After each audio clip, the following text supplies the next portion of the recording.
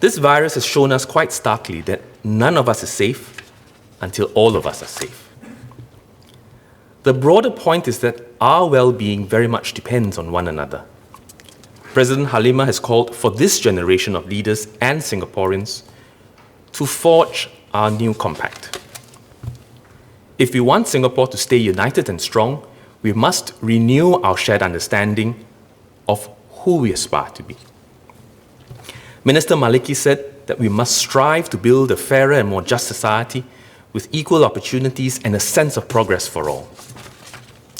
Many members, such as Mr. Louis Ng, Ms. Cheryl Chan, and Mr. Leon Pereira, echoed similar sentiments of inclusiveness and unity. These values of justice, equality, and unity are enshrined in our pledge and underpin what Singapore stands for. We would do well to keep these as our North Star.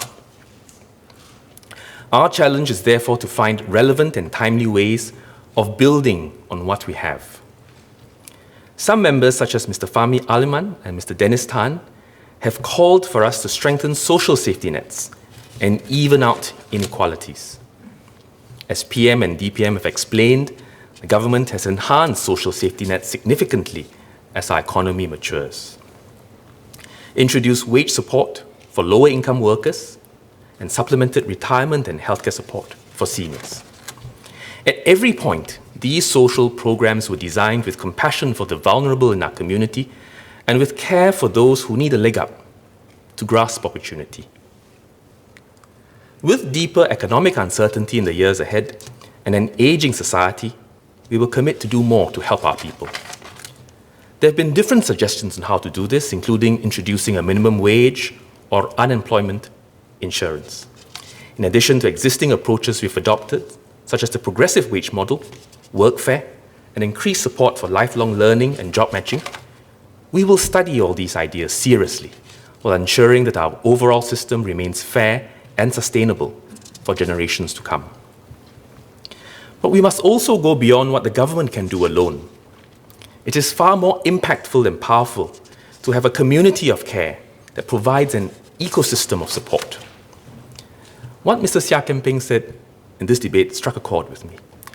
He shared how a person's challenges can be incredibly complex, with interlocking stressors such as poverty, domestic abuse, disabilities, and mental health issues.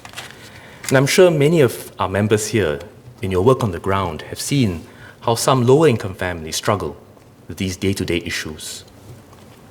What we need is not just many helping hands, but hands that help in a more coordinated and personal way to unlock specific shackles that constrain these individuals and families from progressing in their lives.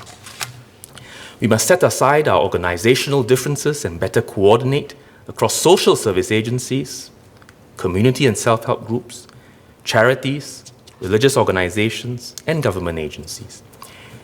Harness technology to improve case management and processes. Preserve our human touch of building trust and empowering and respecting the individual and family.